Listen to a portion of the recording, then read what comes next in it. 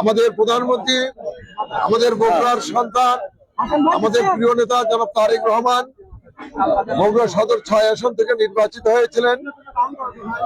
সাংবিধানিক কারণে বগুড়া 6 আসন ছেড়ে দিয়েছেন এবং সেই জায়গায় আমাদের মহান নেতা বিএনপির চেয়ারম্যান এবং যিনি বাংলাদেশের নিরঙ্কুশ সংখ্যাগরিষ্ঠ আসন নিয়ে জয়লাভ করে বাংলাদেশের প্রধানমন্ত্রী হয়েছেন, সে মহান নেতা জনাব তারেক রহমান বগুড়ার এই 6 আসনে আমাকে মনোনয়ন দিয়েছেন দলীয় সিদ্ধান্তের মাধ্যমে।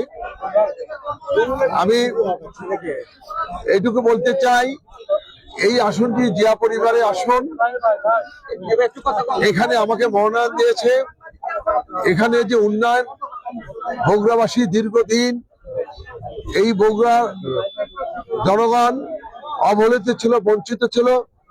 দীর্ঘ 17 বছর ফ্যাসিস্ট সরকার বগুড়াকে বঞ্চিত রেখেছিলেন, অবহেলিত করে রেখেছিলেন। আমাদের বগুড়ার কোনো উন্নয়ন হয়নি। ইনশাআল্লাহ আপনাদের প্রিয় সন্তান, আপনাদের প্রিয় নেতা, বাংলাদেশের প্রধানমন্ত্রী জনাব তারেক রহমান বগুড়া সম্পর্কে সব অবগত আছেন। তিনি সব বগুড়ার উন্নয়ন করবেন। আমি শুধু তার প্রতিনিধি হয়ে এখানে কাজ করতে চাই।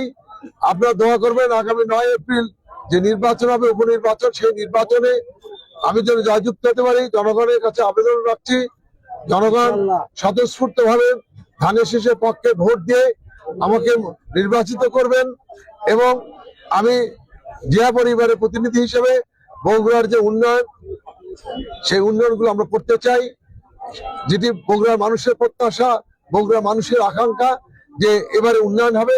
ইনশাআল্লাহ আমরা বিশ্বাস করি আমাদের নেতা জনাব তারেক রহমান নেতৃত্বেই বগুড়ার উন্নয়ন হবে।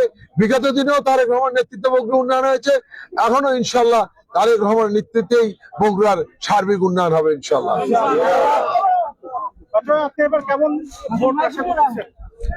ধন্যবাদ ভাইয়েরা আমার।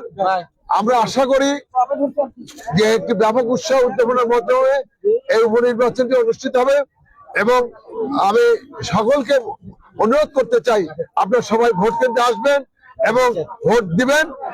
আমরা আশা করি যে আমরা বিপুল ভোটের মাধ্যমে আমরা নির্বাচিত হতে পারবো ইনশাআল্লাহ।